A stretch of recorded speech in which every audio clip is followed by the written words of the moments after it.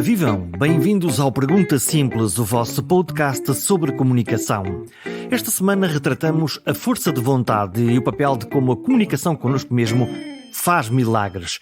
O Pergunta Simples está disponível para ser escutado no RTP Play, nos podcasts da Apple, no Spotify ou na página perguntasimples.com. Eu não sei se já vos disse, mas se derem uma boa avaliação a este podcast na plataforma em que escutam habitualmente o Pergunta Simples, o santo algoritmo, uma espécie de anões digitais que vivem dentro do vosso telemóvel, mostram a mais pessoas que existem estas perguntas e estas respostas. Por isso todas as 5 estrelas são celebradas como se tivesse ganho o campeonato do mundo. Não é por mim, é pelos convidados.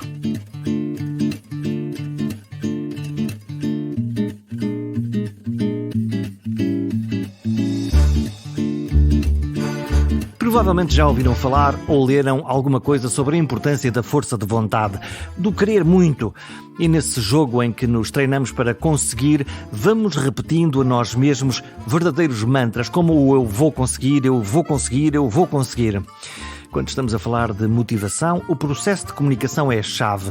O nosso cérebro tem um estranho e goloso apetite por palavras, as ouvidas e até as pensadas, uma espécie de câmara de eco. Por isso mesmo, dizer aos outros ou dizermos a nós coisas tem normalmente efeitos. Sejam eles positivos, sejam eles negativos. É sobre isso que o convidado desta semana nos vem falar. Nuno Azinheira é jornalista, embora agora diga que é ex-jornalista, como se isso fosse possível, e criou uma plataforma chamada Escolher Viver. Ele diz que é sobre nutrição, bem-estar e saúde, e eu digo que é sobre a força de vontade. Nuno Azinheira é conhecido porque aparece na TV, porque também aparece na televisão, na Passadeira Vermelha, a falar das figuras públicas, e por isso o pretexto da conversa estende-se ao tema da imagem, a própria e a que os outros refletem de nós. Mas tudo isto tem um ingrediente secreto, mas francamente público: o da arte de bem comunicar. A minha história é isso mesmo. Eu sou um comunicador e, portanto, cada vez mais quero ir diversificando. Sabes aquela teoria de colocar os ovos todos no mesmo cesto? Eu procuro não fazer isso. Aliás, foi sempre essa o meu lema de vida profissional, é procurar diversificar as minhas formas de intervenção pública. Mesmo quando era jornalista, eu trabalhei sempre em mais do que uma redação ao mesmo tempo. Quando tinha funções de direção já não conseguia isso, mas no início da minha carreira eu trabalhei sempre em mais do que uma redação ao mesmo tempo. É um desassossego ou são os tempos modernos ou é o que deve ser? Não, quer dizer, eram os tempos antigos, já foi há 32 anos, portanto já foi há algum tempo. Esse desassossego faz parte de mim. Eu costumo dizer isto um bocadinho na brincadeira, enfim, é sério, mas eu digo na brincadeira porque não revela qualquer tipo de respeito pelas pessoas que estão nessa condição. Mas eu costumo dizer que eu seria profundamente infeliz se tivesse um trabalho das 9 às 5. Um escritório, um chefe. Esse desassossego faz parte de mim. Eu tenho na minha cabeça, enfim, independentemente de não fazer bem tudo, e faço as coisas melhores do que outras, como é evidente, como qualquer pessoa, mas eu sei que tenho uma grande capacidade de trabalho e, portanto, eu tenho várias gavetas abertas ao mesmo tempo, gavetas mentais. Eu funciono assim, eu gosto dessa coisa de fazer várias coisas ao mesmo tempo. Significa estar a pensar agora num projeto, sim. E ao mesmo tempo que estás a fazer uma notícia ali ao lado? Sim, eu vou-te dar um exemplo. Eu agora já não sou jornalista desde 2019, entreguei a minha carteira profissional, portanto tenho a minha empresa, dou aulas, sou coordenador dos cursos de jornalismo, já lá vamos falar disso tudo, tenho a Passadeira Vermelha, enfim, tudo isso. Tenho vários clientes na minha empresa e, portanto, eu costumo dizer na brincadeira que de manhã um dos meus clientes é a Orquestra Metropolitana de Lisboa, portanto, estou de manhã a falar de Beethoven ou de Penderecki e depois à noite estou a falar dos vestidos do Festival de Cannes. Portanto, coisa mais versátil, mais diversificada, talvez até um bocadinho mais contraditória. Como é que o teu público te vê? Porque no fundo depois os públicos olham-nos sempre de uma determinada maneira. Uns públicos provavelmente dizem, olha, aquele é o Nuno do Passadeira Vermelha. Os que te conhecem conhecem há muito tempo sabem que tu és o Nuno que fazia notícias, vou usar a expressão, notícias a sério, de coisas mais sérias e menos, enfim, menos ligeiras do que aquelas que são abordadas num programa mais social. Sim, as pessoas que me conhecem de há muito tempo, as pessoas que se habituaram a respeitar o meu trabalho e profissionalmente, sabem que eu sou mais do que o Nuno da Passadeira Vermelha. A maior parte das pessoas que hoje me seguem nas redes sociais, para elas eu sou o Nuno da Passadeira Vermelha. Essa notoriedade, alguma notoriedade pública que eu ganhei também nas redes sociais, tem obviamente muito a ver com a Passadeira Vermelha. E, portanto, sempre que eu digo que eu sou mais do que o Nuno da Passadeira Vermelha, isto não encerra em si nenhum tipo de desvalorização, de desprezo, nem de autojustificação. É um pedaço de ti. É um pedaço de mim e é mesmo um pedaço de mim. Ou seja, eu sou assim também. Aquilo que eu faço ali não é uma persona. Nós não combinamos antes coisas que devo fazer para estar em desacordo com quem quer que seja. Então como é que se consegue aquela dinâmica? Porque... Aquela dinâmica vem da diferença, da mochila diferente de cada um de nós, não é? Estão ali 6 comentadores, todos com histórias de vida diferentes. Talvez as maiores semelhanças sejam entre mim e a Joana Latino, porque fomos jornalistas. No meu caso, fui jornalista muito tempo. Começamos a trabalhar juntos na Antena, eu e a Joana. No caso da Joana, também já tem muitos anos de jornalismo e, portanto, eu acho que pensamos pelo mesmo chip, pelo mesmo filtro, não é? Pelo mesmo caleidoscópio, se quisermos, filtrando o que vemos. Mas nós somos todos muito diferentes, mesmo eu e a Joana somos muito diferentes na forma como nos expressamos, em coisas que pensamos, na forma como dizemos as coisas. E é isso que cria aquela tensão comunicacional? Eu acho que é isso que cria, por vezes, essa tensão comunicacional. E ela é verdadeira. Quando se pegam no ar, vocês estão mesmo a defender apaixonadamente pontos diferentes. Não é um teatro. Nós não nos pegamos muito, mas pegamos, não é? Eu já me peguei, por exemplo, ainda numa outra geração, ainda a Luísa Castelo Branco estava no programa. Eu sou amigo da Luísa Castelo Branco há 20 e tal anos. E nós pegámos-nos verdadeiramente por questões de sociedade, de concepção de social. Eu vejo o mundo assim e tu ao contrário. Exatamente, sobretudo nas questões dos valores sociais, das questões das liberdades sexuais, em que obviamente somos muito diferentes, temos pensamentos muito diferentes, temos idades muito diferentes e, portanto...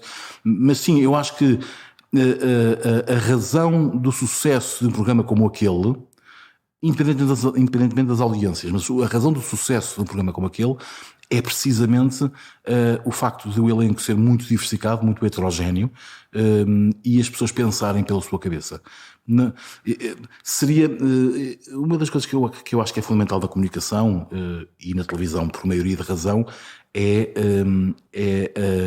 a genuinidade, ou seja, nós sermos exatamente em televisão aquilo que somos na vida real. É evidente que o discurso é um bocado preparado, o aspecto físico pode ser melhorado, mas os vários exemplos que houve na televisão nos últimos 30 anos de gente que procurou colar uma persona que não tinha na vida real, não correram bem, são ao falso e não correram bem. Do outro modo, casos de apresentadores, atores, comunicadores que são na televisão como são na vida real, são casos de sucesso. Por exemplo, o João Baião, por exemplo, que é um caso de uma enorme popularidade, porque ele é realmente assim. Ele é realmente assim. E as pessoas em casa percebem isso. O Fernando Mendes também, também a mesma coisa. As pessoas em casa percebem isso. As pessoas em casa valorizam ou castigam isso. E eu acho que essa é talvez a maior lição de quem quer estar a sério na comunicação, é perceber que não faz sentido ser mais do que uma coisa, mais do que tu és. Todavia, quando nós olhamos para a televisão que se faz, não é só televisão, ou da maneira como alguém que quer aparecer no espaço público se prepara, há ali uma maquilhagem, um cabelo, um pensamento sobre a mensagem, um posicionamento. Isso para ti entra ainda no aceitável em termos de autenticidade ou depende? Televisão é espetáculo e, portanto, não vamos ter também achar há que carregar nas cores. Há que carregar nas cores, e não estou só a falar do make-up e dos cabelos e de como tu te vestes. Até um make-up psicológico. Mas também aí é importante tu não seres mais do que aparentas ser. O que é que isso quer dizer? Isso quer dizer o quê? Se eu me visto habitualmente de calças de ganga,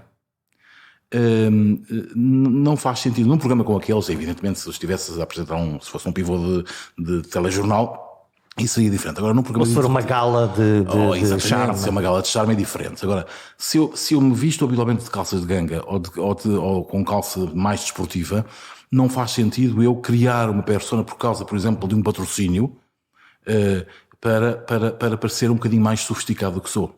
Quer dizer, mas isso vemos todos os dias nas redes sociais.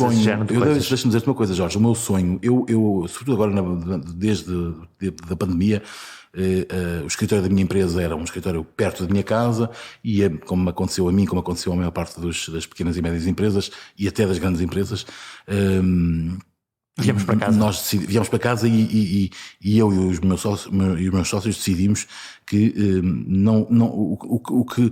com a pandemia, com o fazermos em casa, com a possibilidade de trabalharmos em casa, não fazia sentido estarmos a pagar um escritório no centro de Lisboa, mais as comunicações, mais a água, mais a eletricidade. Pronto. Era um desperdício. E, portanto, deixámos de ter escritório, digamos, oficialmente. E habituaste bem à ideia? Isso é muito engraçado. Se me perguntasses isso há 5 ou 6 anos, eu diria jamais. Pronto. Acontece que eu me habituei muito bem à ideia e, sobretudo, não perdi produtividade. Tu individual, mas aquela coisa que nós, os jornalistas, temos sempre de estarmos na colmeia, ver o que é que alguém ali da secretária do lado dá, aquela dica, a angústia que nós temos, como é que se escreve isto, percebes isto ou não percebes? Eu acho que o jornalismo é uma das atividades em que o pensar com várias cabeças faz mais sentido. Aquela coisa de como é que se escreve isto? Ou, quem é que disse aquela frase, não sei o quê? A frase é exatamente assim. Há uma memória coletiva. A memória coletiva, que é cada vez menor, porque os cabelos brancos são também cada vez menos nas redações. Mas isso faz muita falta ao jornalismo. Agora, no meu caso, no nosso caso, no caso daquilo que são hoje os produtores de conteúdos, que é uma expressão tão abrangente quanto quisermos. Os jornalistas são simultaneamente produtores de conteúdos e curadores, portanto escolhem aquilo que vai para o ar. Sim. Os produtores de conteúdos produzem conteúdos. Produzem conteúdos, sim. No meu caso, eu sou um bocadinho como agora, sou também curador, portanto tenho um bocadinho... Mas tu deixaste os critérios? Não, nenhum. Aliás, eu digo sempre que eu deixei de ser jornalista oficialmente em 2019, mas evidentemente far-me-ás a justiça de reconhecer isso e acho que os nossos ouvintes também, até porque é um conceito fácil de perceber. Alguém que foi jornalista durante 30 anos, o teu coração continua será jornalista toda a vida. Quer dizer, eu penso como um jornalista, eu faço perguntas como um jornalista, eu escrevo como um jornalista. E portanto, o que é um jornalista? Um jornalista é alguém que tem curiosidade por saber. Na primeira aula de jornalismo, como tu sabes, eu sou professor há 10 anos, sou coordenador dos cursos de jornalismo e comunicação da ETIC. Na segunda aula das minhas cadeiras, das minhas turmas, as minhas cadeiras são, num primeiro momento, de introdução ao jornalismo, com outras nomenclaturas, mas é basicamente isso. Eu ponho sempre a tocar o Inquietação Luz da Mário Branco. Porque eu acho que é um poema que diz tudo, não é? E um jornalista é aquilo. É alguém que tem uma alma inquieta, é alguém que tem sede de descobrir, é alguém que, e eu peço sempre aos meus alunos este exercício, que é, de hoje para amanhã, vocês vão fazer o caminho que fazem habitualmente há anos, casa-trabalho, casa-café, casa do namorado, da namorada, o caminho que vocês já conhecem de olhos fechados, e vão olhar de novo com olhos de ver para esse caminho. Vais ligar-lhes um modo de observador. E eu quero que amanhã me tragam uma coisa que vocês nunca tinham visto, apesar de andarem há 10, 15, 20 anos naquele caminho. É isso que distingue um jornalista. Nem é um bom jornalista de um mau jornalista. É um jornalista de um não jornalista. Alguém que tem vergonha de perguntar. Alguém que não vê um tapume num prédio e diz assim, mas o que é isto? E é preciso uma lata para perguntar. Claro que perguntar-se a si e perguntar aos outros. Claro, mas há características específicas das profissões, quer dizer, é suposto esperar que um médico não desmaie a ver sangue. É suposto esperar que um advogado domine a Constituição da República Portuguesa. É suposto esperar que um veterinário saiba alguma coisa da morfologia dos animais. É suposto esperar que um jornalista não tenha medo de fazer perguntas. Mas é como as bruxas. Não é? Pero que las hay. Há jornalistas que têm medo de fazer perguntas e que se sentam à sombra daquilo que os colegas nas conferências de imprensa fazem. Um pé de microfone. Um pé de microfone, sim. Há muitos, como sabes. E essa curiosidade, tu dás aulas e vamos falar sobre isto, estamos de resto, saíram as médias da seção de ensino superior, atrevo-me a dizer quase absurdas, já a bater nos 18 valores, Sim. que é escolhendo jornalistas como outras áreas, através de que nota é que tu tiveste a português, menos mal, mas sim, é uma nota formal, não é muito mais do que isso. Essa característica da curiosidade, da vontade de perguntar, do questionamento, de quase um pedaço quixotesco antes de aprender a técnica, tem de vir no pacote ou é ensinável? Absolutamente não, absolutamente. A técnica, a construção do lead, as 5 perguntas, as fontes, tudo isso é ensinável, tudo isso é aprendível. O que não é aprendível é essa capacidade de descobrir o novo. Além da música do Zé Mário Branco, eu distribuo sempre um texto do Zé Luís Cebrián, Carta a um Jovem Jornalista. É um texto brilhante. Um pequeno livro que está disponível no mercado. É um pequeno livro que está disponível no mercado. Não é só para jornalistas. Eu acho que muitos dos nossos ouvintes que não sejam jornalistas poderão e deverão ler, porque ajudar-lhes a perceber e a interpretar o que vai muitas vezes na cabeça de um bom jornalista. Aquilo é a carta de um apaixonado pela profissão, um homem... Antes de se apaixonar por isso e dizer, olha, isto sim, assim que funciona. Então, e se não houver essas características, não é jornalista. Esse julgamento crítico, essa curiosidade. Dizer a essa pessoa. Que está no sítio errado. Que está no sítio errado, quer dizer, eu como sou coordenador, faço entre abril e setembro esse processo de seriação. Sou eu, como todos os coordenadores lá da escola, das diversas áreas, somos nós que entrevistamos cada um dos candidatos e que dizemos sim, está aprovado ou não. Quantos é que aparecem a dizer eu quero aparecer na televisão? Sim, muitos. Demais. Ou que têm aquela visão romântica do jornalismo, como eu quero ser repórter de guerra. Ou que dizem eu quero ir para o internacional.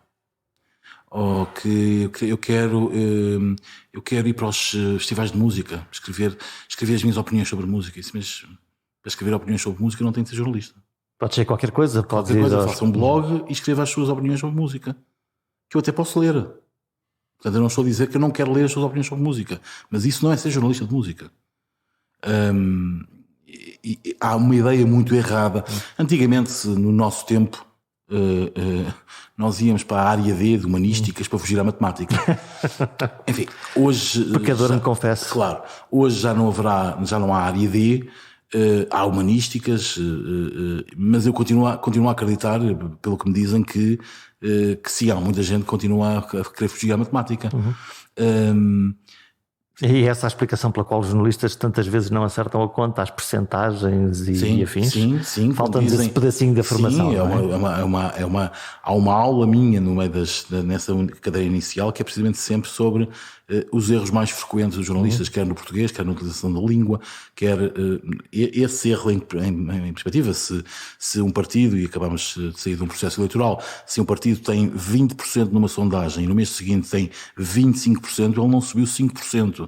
Ele subiu 5 pontos percentuais, porque subir 5% era subir 1 ponto percentual, porque era de 20, 10% são 2, 5% é 1 valor. Mas há um clique logo para fazer o mais fácil, o mais direto e imediato e saltamos a conta.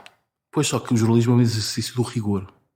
Então, e agora como é que tu vês e ouves nas redes sociais, nos produtores de conteúdos, de conseguirmos ter neste momento pessoas, vou chamar de celebridades, que conseguem ter nos seus canais de YouTube, mesmo falando quase nada, mais audiência do que um telejornal, do que o melhor telejornal do país? Pois sim, é um sinal dos tempos. São novos tempos. São novos tempos. Sabes que eu ontem estava, a propósito de um trabalho para um colega, que um colega me tinha pedido, uma ajuda que um colega me tinha pedido, estava a preparar ali um documento sobre quanto ganham os influencers, quais são os maiores influencers e... Podemos fazer uma pausa? Para quem não sabe nem sonha o que é que são influencers, sim. Quem são estas pessoas? Estas pessoas são pessoas que de forma absolutamente legítima, porque o mercado é livre, vivem muitíssimo bem, do ponto de vista profissional e financeiro, fazendo publicações, criando conteúdos e fazendo publicações nas suas redes sociais que têm um lado comercial e, portanto, falam hoje de um shampoo, falam amanhã de uma cadeia de hotéis, falam... Pronto, são influencers. Mas o sucesso deles depende de uma audiência que eles conseguiram formar. Depende de uma audiência que eles conseguiram formar, depende de um perfil. Hoje cada vez mais a audiência, sendo muito importante, evidentemente, não é tudo. É o tipo de audiência? Sim, porque vamos lá ver uma coisa. Por exemplo, vou-te dar um exemplo. Um influencer ou um produtor de conteúdos que seja no Instagram seguido por entre 10 e 50 mil seguidores, por exemplo, no Instagram. Já é gente? Já é gente, ganha por post, os valores médios de mercado por post são 350, 400, 500 euros. Portanto, se eu quisesse comprar um post a um determinado influenciador, eu podia contactá-lo ou contactar um agente e dizer: olá, faz-me publicidade a mim como o melhor podcaster do país e conseguir essa exposição durante um determinado tempo. Sim. E depois então pensa no que são influências que chegam a 500 mil pessoas. É multiplicar.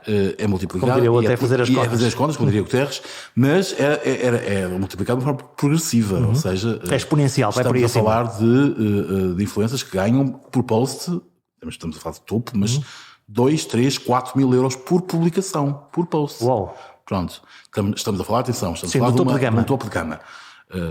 Quer dizer, nem é topo de gama, se o Cristiano Ronaldo ganha muito mais, mas pronto, mas estamos a falar de um topo de gama terreno. Pronto. E obviamente estamos a falar de influências que têm 2, 3, 4 marcas a trabalhar e, portanto, é pensar nos rendimentos. Pronto. Agora, o que acontece hoje em dia, cada vez mais, é que essa componente sendo muito importante, ou seja, o número de seguidores, porque é isso que afere, até com as audiências televisivas, porque é que eu te vou dar uma entrevista a ti, se o teu programa é visto por 100 mil pessoas e se o vizinho do lado tem 1 milhão, eu preferia dar ao 1 milhão, não é? Pronto, portanto, o número de seguidores afere a eficácia da aposta naquele cavalo, salvo seja. Mas há outras questões, porque eu posso achar que os teus 100 mil espectadores ou seguidores são, para o perfil da minha marca, mais interessantes do que 1 milhão que vai para aquelas pessoas. Portanto, é uma lógica de marketing, há uma segmentação. Claro. E se eu tiver um carro muito caro para vender, eu prefiro atingir os 100 mil que podem comprar aquele carro do que os 5 milhões que vão gostar do anúncio, mas não vão comprar. Vamos dar um exemplo. Se imagina que eu sou o investidor, o dono de uma marca de peixe congelado, peixe empanadinhos, coisas para que as crianças gostam de comer. Eu, se calhar, prefiro escolher uma influencer que seja mãe do que escolher alguém que... Lá está a autenticidade? Sim, exatamente. E do que alguém que seja um influencer na área tecnológica, que não me diz nada ao meu público-alvo. Fala de computadores e telemóveis e, portanto, e pode ser o ótimo, pode ser o melhor de todos, pode ser o Ronaldo dos geeks, mas não é aquele que impacta a audiência que eu quero. E isso cada vez mais é cruzado, essa ideia de, por um lado, quantos seguidores tu tens, mas por outro lado, por exemplo, alguém que sempre que é carnívoro, que passa a vida a colocar publicações no seu Instagram de grandes grelhadas mistas, grandes patuscadas nos chimarrões da vida, disse uma marca, mas pronto. Não importa. Pronto. Se a minha marca é uma marca vegetariana, nunca tu podes ter 1 milhão, mas... Não faz sentido ali, não é? Quer dizer, mas faz algum sentido eu estar a investir, a pôr todas as cartas num influencer? Então, e vendo na ótica da audiência, a audiência não se apercebe de que esses posts, essas publicações não são genuínas? Porque uma coisa é eu ter o Nuno Azinheiro a dizer: olha, eu acabei de vir ali daquele restaurante e comi este prato fabuloso, e eu digo: ok, o Nuno gostou, eu se calhar amanhã vou lá. Outra coisa é eu saber que tu me estás a falar de um restaurante dinheiro, tal e qual, a dizer isto tem o patrocínio de... Há regras de boas práticas do marketing digital que a esmagadora maior parte dos influencers não seguem, que é colocar a palavra pub, o hashtag pub no início da publicação, não é no final. Como acontece na televisão, quando nós vemos que há anúncios, há um separador e nós sabemos que é um anúncio. Não é no final, lá no meio de 10 hashtags que colocares lá a palavra pub, não é. No início, a seguir ao teu nome, aparecer hashtag pub, e depois começa a falar do restaurante. Ou hashtag parceria, portanto, pub, parceria, conteúdo patrocinado. Ok, e é claro para toda a gente. É transparente. É transparente. Ou seja, está provado que eu não deixo de ler. Se gosto muito de ti, se reconheço as tuas opiniões. E se gosto do teu tema, não é? Se gosto do teu tema, eu vou, mesmo sabendo que tu foste pago para falar daquele restaurante por causa da sopa de feijão verde, eu vou querer provar aquela sopa de feijão verde porque tu gostaste muito. Portanto, criaste uma credibilidade ainda assim e consegues lá chegar. Claro.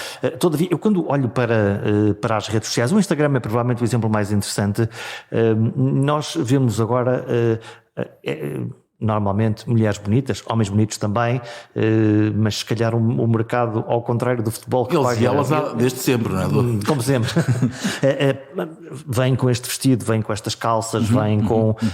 há uma projeção de uma idade, de uma imagem, de uma ideia, mesmo para os públicos mais jovens, que é: há que ser bonito, magro, bem vestido, bem penteado, com o creme certo. Sabes que esse é o risco da plastificação das redes sociais. Mas vamos lá ver uma coisa, não vamos ser hipócritas. Qualquer um de nós fizer uma selfie, eu faço muitas, não tantas como o professor Marcelo, mas estou no caminho. Eu escolho... Não, só nesse caminho. Eu escolho aquela em que estou melhor. Todos nós fazemos isso, quer dizer, é humano. Portanto... o filtro, o colocar, já lá vai o tempo em que nós gastávamos não sei quanto dinheiro em rolos de fotografia e depois não se aproveitava nenhuma. Agora temos o digital, podemos escolher o ângulo, a luz, o fundo. Sim, e por aí fora. Eu em todas as fotografias que coloco, minhas próprias, ou mesmo aquelas que me tiram, a primeira coisa que eu vejo é se fiquei bem, se a barriga não está muito preeminente, se a minha corcunda não está muito à vista, se o sorriso posso é cortar bonito, um bocadinho, se o sorriso é bonito, se não tenho os óculos à ponta do nariz, dá um ar de velho. Mas eu acho que toda a gente faz isso. Portanto, nesse lado nós estamos todos aí a mostrar ao que vimos. Temos a questão do ego, não é? No fundo, a questão do ego e a questão da imagem conta. Outra coisa que é mais preocupante e que eu não quero fazer e acho que não se deve fazer, enfim, quem sou eu para achar isso, é a ditadura da imagem, que é nós sujeitarmos a nossa vida a uma ditadura da imagem. Outro dia alguém me perguntava se o processo de emagrecimento e de mudança de estilo de vida que eu estou a seguir, e quero falar sobre isso. Falaremos disso já mais à frente, se era uma questão de imagem. E se me estás a perguntar se eu, refletido ao espelho, prefiro ver mais magro do que sou, acho que ninguém se surpreende se eu disser sim. Agora, eu sou gordo desde os 6 anos, ainda por cima sou um gordo vaidoso, eu gosto de mim como sou, eu olho e digo assim, fazia-te, quer dizer, eu gosto, quer dizer, pronto. Portanto, a tua autoestima é boa, mas tu chegaste agora a este ponto da tua vida e disseste: eu quero comprar mais uns anos de vida saudável. É isso mesmo, é uma questão de saúde, ponto. E portanto, mas voltando à questão das redes sociais, há uma ditadura de imagem e dos negócios que potenciaram, que as redes sociais potenciaram, não é?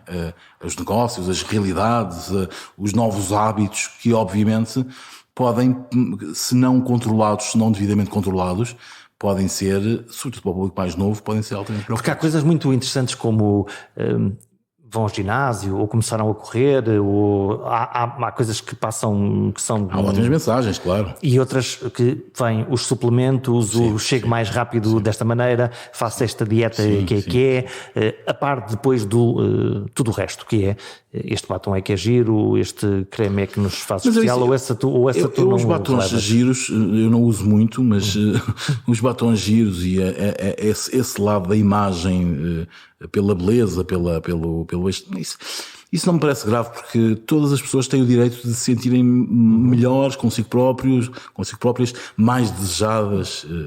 É importante também. E portanto há ali uma comunicação. Há ali uma comunicação e portanto não é por aí.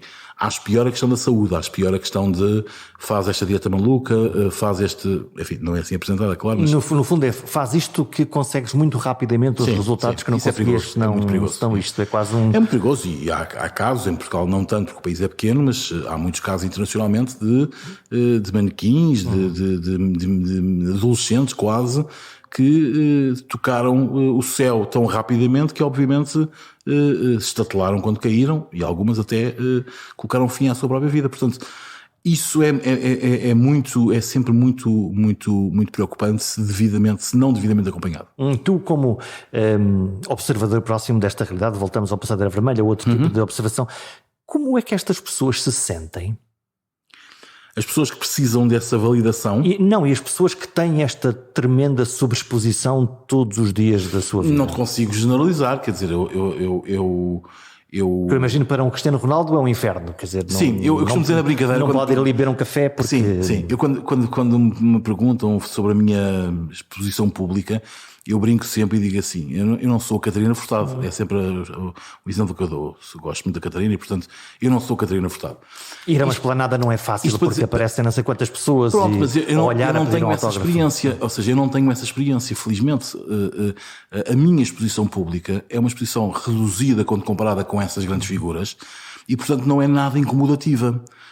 Eu gosto, não te vou esconder, eu gosto que as pessoas venham ter comigo. Então, gostas dos mimos porque eles nunca são em excesso? Eu gosto dos mimos, eu gosto das pessoas que digam assim, gosto-me de vos ver na passadeira, ou estou a seguir a sua dieta, gosto muito, não sei, está mais magrinho, eu gosto disso. Ainda agora, no dia das eleições, eu estava na fila para votar na Faculdade de Ciências Sociais e Humanas da Universidade Nova, e havia 4 filas ao lado da minha, e houve uma senhora, e demorámos bastante tempo, tínhamos para meia hora à espera, e a senhora que estava na fila ao lado também demorou mesmo a meia hora, portanto não imaginas como foi a conversa durante meia hora. Fizeste um episódio especial, portanto. Fiz um episódio especial, portanto, agora admito que para quem tem um grau de exposição altíssimo, seja muitíssimo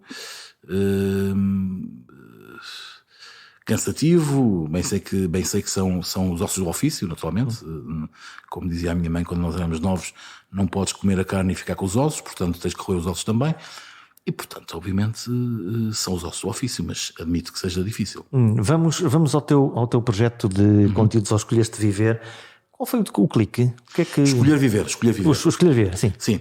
O clique foi muito imediato. Eu já tinha tido em 2016 um blog, uma coisa muito amadora, um blog no Sapo, chamado Tipo 2, porque eu, além de obeso, sou diabético, nunca o escondi, e foi em 2016 que eu tive o diagnóstico confirmado. Foi um choque para ti? Nenhum. Aliás, eu já sabia que era diabético antes de ter o diagnóstico e oficial. E foste fingindo que ele não Pois, existia. eu tinha todos os sintomas, eu sou filho de médico, portanto conheço os sintomas todos, a minha mãe é diabética, eu tenho contacto com a diabetes muito próximo, e tinha já naquela altura, e portanto eu sabia que levantar-me à meia da noite e ir à casa de banho, a sede, a língua, a palha e a sede, tudo isso eram sinais de diabetes, e portanto, juntando a obesidade, a hipertensão, eu sabia que os meus irmãos não eram, e portanto tinha que haver aqui o terceiro, tinha que ser o diabético. Pronto. Portanto, não foi nenhum choque. Quando recebi as análises e a médica me disse, o senhor é diabético, eu disse assim, obrigado, já sabia, pronto. Portanto, não foi nenhum choque, mas foi uma mudança, houve ali um chip que... O que é que mudou? Um sininho. Mudou a percepção de que era /sou um barril de pólvora ambulante, não é? Que tem um conjunto de obesidade mórbida, diabetes, hipertensão, colesterol, tudo isso medicado, tudo isso controlado, mas as chamadas doenças da civilização todas associadas. E, portanto, ainda por cima, o meu tipo de corpo é o corpo de uma obesidade mórbida, mas que não é um corpo, eu não sou um gordo normal, o que quer que isso signifique. Eu tenho pernas, eu não tenho as pernas de um gordo normal, portanto o perímetro abdominal é o mais proeminente em mim, é o mais perigoso, gordura visceral, a gordura que faz a ligação aos problemas cardiovasculares. O meu pai morreu de infarto, portanto até aí tenho esse histórico todo, portanto era um barril de pólvora ambulante. E portanto foi eu perceber que aquilo que eu sabia desde sempre, porque eu comecei a fazer dietas aos 20 anos, as chamadas dietas ioiô, não é? Perdes agora 10 quilos, ganhas 12 a seguir, pronto. Tive vários nutricionistas, nunca fiz nada maluco, mas tive vários nutricionistas, 2 deles meus amigos a quem dei o desgosto de não me conseguirem pôr magro. Desculpa para eles os dois, pedir desculpas a eles, que é sempre bonito. E portanto... E quando eu fiz o tal blog, o blog teve logo uma grande aceitação. Eu tinha gente que me seguia no Brasil, em Angola, e havia posts que chegavam a ter 15 e 20 mil leitores, e que era trendy naquele dia Portanto, havia muitas pessoas que se identificavam com isso e, portanto, estavam para te ler neste caso. Sim, e aliás, eu deixei de escrever logo para aí 7 ou 8 meses depois, porque me desleixei, porque estava numa outra fase da minha vida profissional, mas não matei o blog, e o blog ainda hoje eu recebo mensagens a dizer de alguém que leu um texto que apanhou por acaso e a comentar, pronto. Uma vez na net, sempre na net. Sempre na net. E portanto eu comecei a pensar no decorrer deste ano, há 4, 5 meses, vou criar uma coisa agora mais a sério, que possa, porque estou também numa outra fase, que possa ajudar, me ajudar a mim e ajudar outras pessoas. Eu expliquei isto no arranque do projeto. O projeto está online desde o dia 20 de setembro, que foi o Escolher Viver, portanto, escolherviver.pt, é ao mesmo tempo um compromisso e um desafio. Um compromisso teu. Um compromisso meu perante os outros, perante mim, evidentemente. Fazes como aqueles que decidiram deixar de fumar e que o anunciam publicamente à família e aos amigos. Eu preciso muito disso, ou seja, há pessoas que fazem as suas escolhas e as suas mudanças físicas e depois revelam a seguir e dizem, olha, fiz isto, aqui estou eu. Eu preciso muito dessa validação pública. Eu preciso muito, cada um tem as suas... eu vou fazer isto e queres que os teus amigos te digam, então, Nuno, como é que isto está a correr? Exatamente. Eu preciso que as pessoas me digam, boa, está a conseguir, está melhor. Ou, atenção, já tem mais magrinho, já está mais gordinho outra vez. Cuidado, olha que essa camisa está muito larga. Verdes, amarelos, vermelhos. Eu tenho esse semáforo, é constante, e eu recebo todos os dias em mensagens públicas, em comentários públicos. Já agora tu estás francamente mais magro. Sim, eu perdi já neste momento 18 quilos desde o início do ano, 25 centímetros de perímetro abdominal, baixei 4 números de camisas, 4 números de calças e, portanto, há uma enorme diferença, sobretudo no volume. E como é que te sentes? Muitíssimo bem.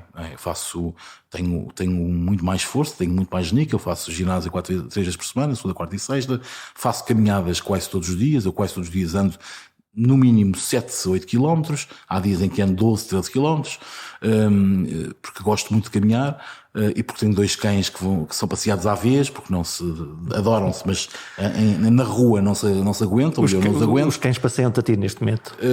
Um não, mas o mais novo, que tem 1 ano, que é um labrador maluco, passeia-me, sim, se eu não tiver... Portanto, veio no tempo certo também, ele te está...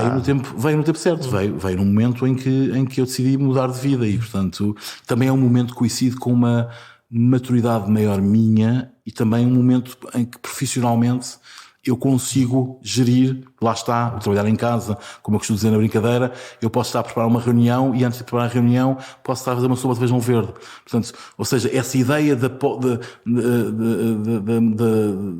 possibilidade de nós fazermos várias coisas ao mesmo tempo quando estamos a trabalhar em casa agrada-me bastante. E portanto eu decidi fazer por um lado esse compromisso que é... este é o momento em que eu digo a quem me segue, estou no caminho, estou focado e quero ir em frente, e o céu aí é o limite. E é isso que tu queres partilhar aqui neste projeto. Sim. Juntando que componentes? O que é que vamos poder ver ou ler? Já podemos ver 3 áreas fundamentais: saúde, alimentação e exercício. Eu procurei, se tu perguntares quem é a redação sou eu. Tenho agora uma ex-aluna minha que me está a ajudar também, que é uma magnífica profissional, e isso tem uma vantagem de facto de dar aulas, permitir atrair gente nova para estes projetos, mas a redação sou eu. O que fiz é que estabeleci um conjunto de parcerias, porque acho cada vez mais que nós não estamos sozinhos no mundo e acho que cada vez mais as parcerias são fundamentais.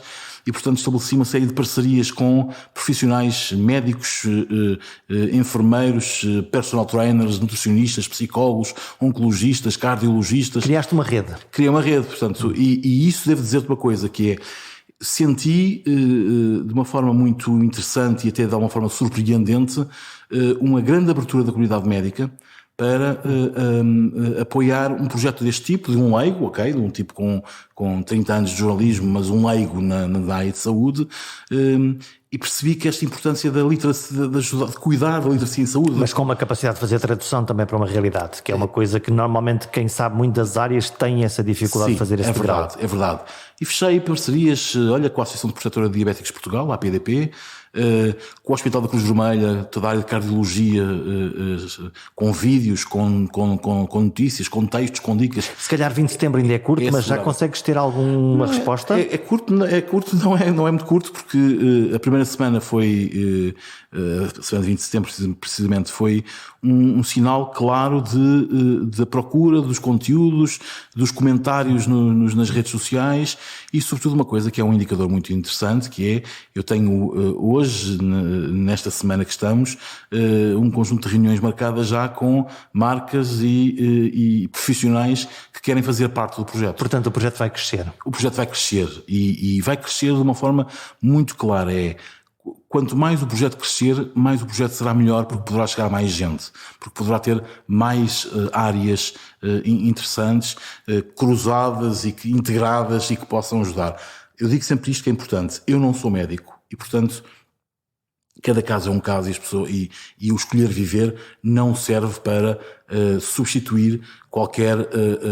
é uma partilha É uma partilha generalista, sim. Quer dizer, não há ali o caso específico de uma pessoa qualquer, a não ser o meu. Claro. Porque... E não temos que isso possa acontecer, que as pessoas possam começar a colocar o seu caso concreto, no fundo, sentir-se identificadas e como... Mas eu quero essa identificação e eu vou ter uma altura em que, dentro daquilo que é possível num projeto deste tipo, que é, vamos ter uma rubrica em que as pessoas perguntam, expõem os seus casos e há um médico, ou 2 médicos, 3 médicos que vão responder diretamente àquele caso. Mas sempre nessa perspectiva de, esta é uma análise generalista que não pode em nenhum momento substituir aquilo que é a análise em consultório, que é a análise específica, com os meios diagnósticos certos, por profissionais qualificados, porque o que eu posso dizer na generalidade sobre diabetes é apenas na generalidade, eu tenho que depois analisar. Ter um especialista que possa fazer essa análise. Olha, cada vez mais tu falas muito de uma coisa que me interessa em termos de comunicação, que é a questão do peso das palavras, não é? E hoje fala-se muito de bullying, perseguição psicológica até sobre os miúdos. Estamos, por um lado, a dizer atenção às questões do peso. Nunca vi, todavia, experiência empírica, tantas crianças com excesso de peso e depois aparecem aquelas coisas que de vez em quando nos envergonham, que é, passa a criança que tem excesso de peso e que os seus amigos, entre aspas, se calhar não são tão amigos, olha lá vai o gordinho, o badocha... Jorge, não é empírico, os números revelam a prevalência crescente da obesidade infantil, portanto é uma realidade que não é portuguesa, que é civilizacional, quer dizer, portanto comem pior, mexem-se menos. Não é empírica. Comem muito pior, mexem-se muito menos. Sim, mas qual é a dúvida aí? A dúvida é só a nomenclatura, não é? Nós não usávamos no nosso tempo a palavra bullying. Mas ele sempre existiu. Tu sentiste isso? Senti, claro. Eu fui o badocha, o baleia fora d'água, o gordo é a baliza, não é? O célebre o gordo é a baliza, o piranha, numa célebre associação feliz ao Verão Azul, que era uma série que a maior parte dos nossos ouvintes lembraram. Os da nossa idade, sim. Os da nossa idade. E o piranha era uma da bicicleta sempre a suar e não sei quantos, portanto, naquela altura, nos anos, final dos anos 70, anos 80, todos os gordos eram piranhas, e portanto eu tive isso tudo. Perguntas-me, magoou sempre, marcou-me, não marcou. Mas não marcou porque eu tive felizmente uma estrutura à minha volta que permitiu que não me marcasse. Porque eu tinha uma família atenta, porque eu tinha, e tenho, felizmente, irmãos preocupados, porque sempre nos munimos porque tinha em casa uma professora e um médico e, portanto, um ambiente que propiciava esse entorno. Tinhas uma constelação que te protegia. Tinha uma constelação. Eu fui uma criança que nunca, e nem adulto, mas que nunca deixei de despir a camisola na praia. Eu tenho amigos que ainda hoje, e muitos de nós vamos à praia e vimos que há pessoas mais gordas que têm pudor em tirar a t-shirt. E não há mal nenhum nisso. Cada um faz o que se sente melhor. Mas isso é um sinal, não é? Eu sempre tirei, sempre mostrei as mamocas, as barrigas, os pneus, claro. Vais-me dizer, mas em nenhum momento encolheste a barriga na praia? Não, claro que sim, todos os dias encolho a barriga na praia, mas não me marcou. E depois, como comecei a trabalhar muito cedo, não é? Eu tenho 47 anos, comecei a trabalhar com 14 anos, portanto comecei a ter sucesso profissional muito cedo. Eu aos 16 anos era editor de uma rádio. Passaste à frente disso. Sim, eu fui construindo, sempre fui muito bom aluno, portanto eu fui construindo em cima daquilo que era a minha fragilidade, que era a condição física, fui construindo as minhas forças, que é a capacidade de comunicar, a capacidade de empreender, a capacidade de liderar equipas, a capacidade de ser alguém que consegue captar a atenção das outras pessoas. Tu há bocadinho falavas da comunicação por ser uma importante o peso das palavras. Eu defendo isso por completo. Eu acho que a comunicação, o peso das palavras é absolutamente decisivo, e a comunicação é outra coisa também de que eu falo disso com os meus alunos, mas sobretudo nos meus clientes e quando tenho reuniões com potenciais clientes. Comunicação é afeto. Eu tenho essa opinião. Mais do que técnica é afeto. Mais do que técnica é afeto, sim.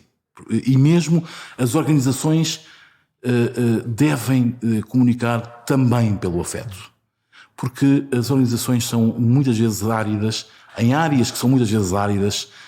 Se não houver o afeto, não cria a proximidade. Ou melhor, cria a proximidade se eu tiver um apelo comercial e se eu for já um tipo que estou absolutamente convicto que quer comprar o produto que tens para me vender. Ok, portanto, mas isso já está conquistado. Já está conquistado. A diferença é se eu comprar a ti ou ao teu vizinho do lado.